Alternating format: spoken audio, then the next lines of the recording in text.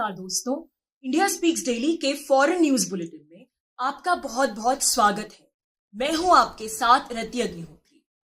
इस बुलेटिन में हम आपको लगातार जानकारी देते रहेंगे देश और दुनिया से जुड़ी तमाम खबरों के बारे में कि किस प्रकार से विश्व के भू राजनीतिक समीकरण तेजी से बदल रहे हैं और इन बदलते हुए समीकरणों के बीच भारत कितनी महत्वपूर्ण भूमिका निभा रहा है। तो शुरुआत करते हैं आज के बुलेटिन से। सोमवार को म्यांमार के लोगों ने सैन्य शासन तख्तापलट के विरुद्ध देशव्यापी हड़ताल की, जिससे देश भर में दुकानें, कारखाने और दफ्तर बंद रहे।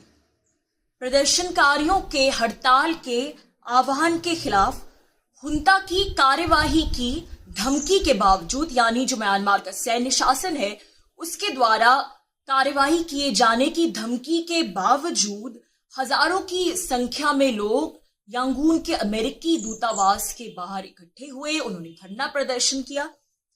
म्यांमार में सेना ने 1 फरवरी को तख्ता पलट करते हुए जो म्यांमार की चांसलर थी ऑंग सान सू की, उनके समेत कई प्रमुख नेताओं को हिरासत में ले लिया था और तभी से इसके विरुद्ध वहां पे विरोध प्रदर्शन लगातार जारी है। म्यांमार में एक जन आंदोलन छिड़ चुका है कि इसके विरुद्ध की किस प्रकार से सेना ने शासन जो है वो अपने हाथों में ले लिया। और जो जन आंदोलनकारी है म्यांमार के, उनकी मांग है कि ऑंग सान सू की सहित दूसरे राजनेताओं को तात्कालिक तौर पर रिहा किया जाए, उन्हें छोड़ा जाए और म्यांमार की जो प्रजातांत्रिक सरकार है उसकी पुनः स्थापना हो, वो दोबारा जो है ऑफिस में आए।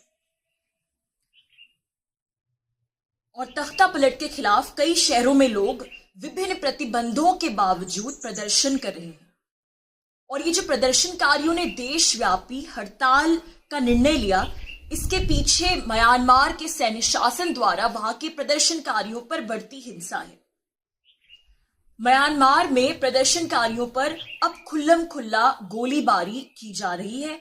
वहां की सेना अब इस जन आंदोलन को कुचलने के लिए खुले तौर पर हिंसा पर उतर आई है, हिंसा का प्रयोग कर रही है। ताजा खबरों के अनुसार जो गोलीबारी हुई है म्यांमार के प्रदर्शनकारियों पर, उसमें कम से कम 3 लोगों की जानें जा चुकी हैं और 20 लोग घायल हो चुके हैं। इनमें से सबसे पहली मौत जो है एक युवती की हुई, जिसको उसके 20वें जन्मदिन के 2 दिन पहले ही गोली लग गई। जिस अस्पताल में युवती के शव को रखा गया था उसके बाहर हजारों की संख्या में गाड़ियों और बाइकों का तांता लग गया। और इन गाड़ियों में और बाइकों पे कौन लोग थे? म्यांमार के आम लोग थे, वहां की जनता थी जो वहां की हुंता यानी सैन्य शासन के खिलाफ प्रदर्शन कर रही थी। और जब उस युवती का शव बाहर निकाला गया तो अस्पताल से लेकर कब्रिस्तान तक गाड़ियों का तांता था। म्यांमार के लोग, वहां के नागरिक उस युवती को एक शहीद के रूप में देख रहे। म्यांमार के सैन्य शासन, वहां की हुंता को शायद उम्मीद थी कि इस प्रकार गोलीबारी करने से जो लोग प्रदर्शन कर रहे हैं, प्रदर्शनकारी, वो डर जाएंगे, उनके भीतर भय बैठ जाएगा, भय घर कर जाएगा और वो शायद दोबारा अपने घरों की ओर रुख कर लेंगे, सड़कों पर बाहर नहीं निकलेंगे। लेकिन म्यांमार के सैन्य शासन का आकलन गलत निकला।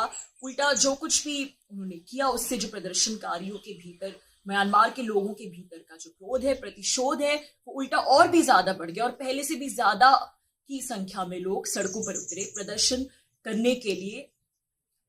और जो सोमवार को स्ट्राइक हुई थी, जो देशव्यापी स्ट्राइक हुई थी, वो भी इसी लोगों के इसी गुस्से का नतीजा था।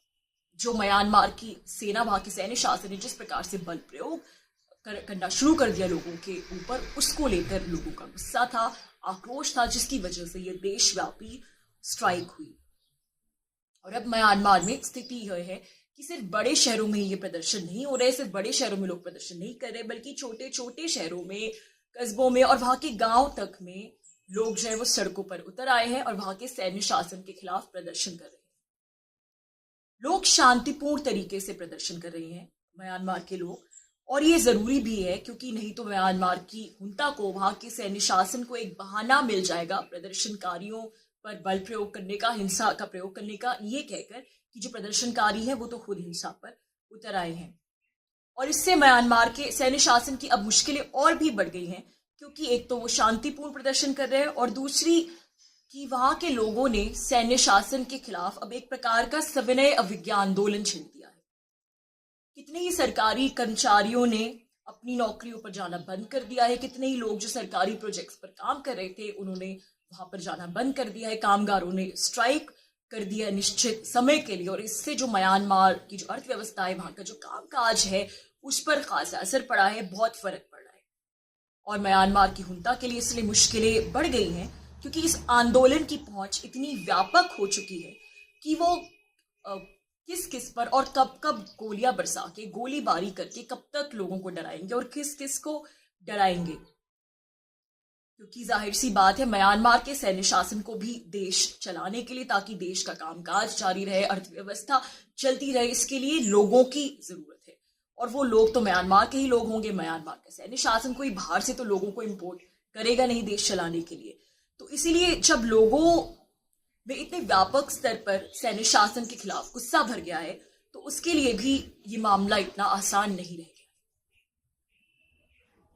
अमेरिका ने म्यांमार के सैन्य शासन के विरुद्ध एक बार फिर से कदम उठाए हैं।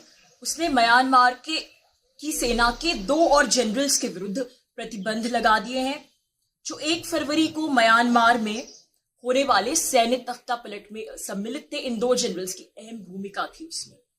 और साथ ही सख्ती के साथ ये भी कहा है कि यदि जो म्यांमार का सैन्य शासन है वो इस प्रकार से जन आंदोलनकारियों के साथ हिंसा करता रहा, हिंसा पर उतरता रहा, तो फिर अमेरिका और भी ज्यादा प्रतिबंध लगाने से बाज नहीं आएगा, नहीं चुकेगा।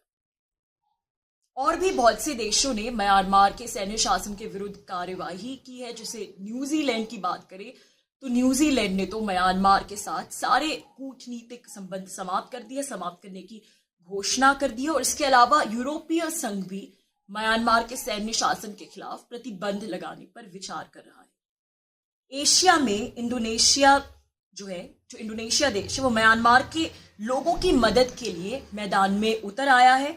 और इंडोनेशिया बाकी सभी दक्षिण पूर्वी एशियाई देशों को समझाने की कोशिश कर रहा है, उन्हें म्यांमार को लेकर जो स्थिति उत्पन्न हुई है म्यांमार में, उसको लेकर एकमत करने की कोशिश कर रहा है, ताकि ये सभी देश मिलकर एक साझा प्लान बना सके, एक एक्शन प्लान बना सके, जिससे म्यांमार में दोबारा चुनाव हो। म्यांमार की जो हुंता है, वहां का सैन्य शासन है, उसे इस बात के लिए मनाया जा सके कि वहां पर दोबारा चुनाव हो और वो दोबारा चुनाव कराने के अपने वायदे पर कायम रहे, और यह सुनिश्चित किया जा सके कि जो नए सिरे से ये चुनाव हो, ये बिल्कुल निष्पक्ष हो और बिना किसी पक्षपात के हो, फ्री और फेयर इलेक्शंस हो।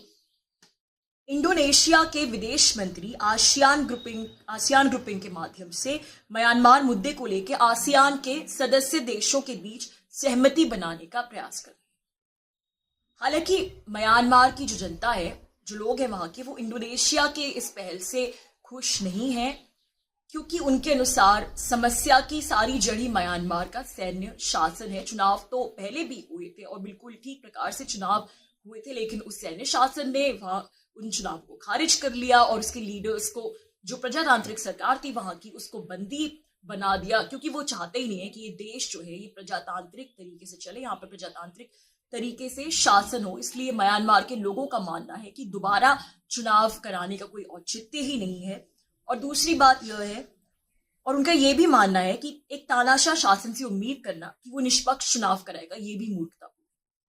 और दूसरी बात यह है कि इंडोनेशिया ने अपने प्रस्ताव में ऑंग सान सू की सहित जो दूसरे नेता जो हिरासत में हैं, उनको तत्काल छोड़े जाने को लेकर कोई मांग नहीं रखी है। तो ये भी जो म्यांमार के लोग हैं उनकी लेकिन ये मुख्य मांग है कि ऑंग सान सू की समेत सभी को तुरंत रिहा करा जाए और उनकी प्रजातांत्रिक सरकार को मान्यता दी जाए। अब ये जो कुछ भी म्यांमार में हो रहा है, उसे लेकर सबसे ज्यादा कमी संयुक्त राष्ट्र संघ की तरफ से किसी ठोस कदम की खलती है, क्योंकि संयुक्त राष्ट्र संघ ने म्यांमार को लेकर जब से तख्ता पलट हुआ है तब से जो जन आंदोलन हो रहा है, जो हिंसा हो रही है, उसको लेकर लगातार बयानबाजी करता जा रहा है संयुक्त राष्ट्र संघ। बहुत से बयान आए हैं। अभी भी हाल ही में संयुक्त राष्ट्र संघ का जो चीफ है, उनकी तरफ से एक बहुत ही, जिसे कहते हैं, बहुत ही सख्त, एक बहुत ही स्ट्रॉन्ग बयान आया है। उन्होंने म्यांमार के संदर्भ में कहा कि आज के समय में सैन्य शासन द्वारा किए गए तख्तापलट के लिए कोई जगह नहीं है, और स्पष्ट तौर पर यह भी कहा म्यांमार के सैन्य शासन से कि उन्हें तुरंत जो है वो लोगों की मांग मान मांग लेनी चाहिए और जितने भी लीडर्स गिरफ्त में उन सबको रिहा कर देना चाहिए और वहां पे प्रजातांत्रिक सरकार की स्थापना करानी चाहिए। लेकिन बात सिर्फ इतनी आसान नहीं है। अगर सिर्फ कहने भर से या फिर आपत्ति जाहिर करने भर से विश्व भर की समस्याएं सुलझ जाती तो फिर तो कोई समस्या ही नहीं होती विश्व में। यहाँ बात म्यांमार के निर्दोष लोगों के जीवन की है। तानाशाह शासनों का किस प्रकार से ट्रैक रिकॉर्ड रहा है ये हम सब जानते ही हैं।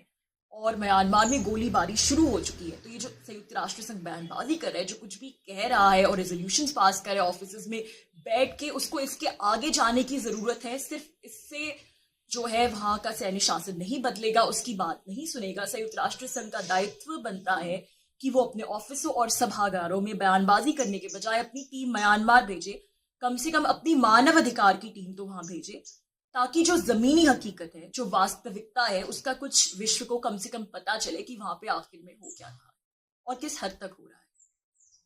ग्रेटा थनबर्ग, मिया खलीफा, रिहाना, ये सब भी चुप्पी साधे बैठे हैं। इन तथाकथित क्रांतिकारियों ने भी म्यांमार के सैन्य तख्ता पलट के संदर्भ में अपने अनमोल विचार सामने नहीं रखे। भारत के सोशल मीडिया बुद्धिजीवियों, सोशल मीडिया वॉरियर्स को भी म्यांमार में जो कुछ भी हो रहा है उससे कुछ खास सरोकार नहीं लगता। बहरहाल म्यांमार का जन आंदोलन जारी है और जिस प्रजातंत्र का महत्व ऐसे लोग नहीं समझते, जिन्हें शायद ये लगता है कि उन्हें विरासत में मिला है, उसी प्रजातंत्र को पाने के लिए म्यांमार के लोग कुछ भी सहने को तैयार हैं। तो दोस्तों, आज के लिए बस इतना ही। बहुत जल्द आपसे फिर मुलाकात होगी कुछ नई खबरों के साथ। तब तक के लिए अनुमति दीजिए। नमस्कार।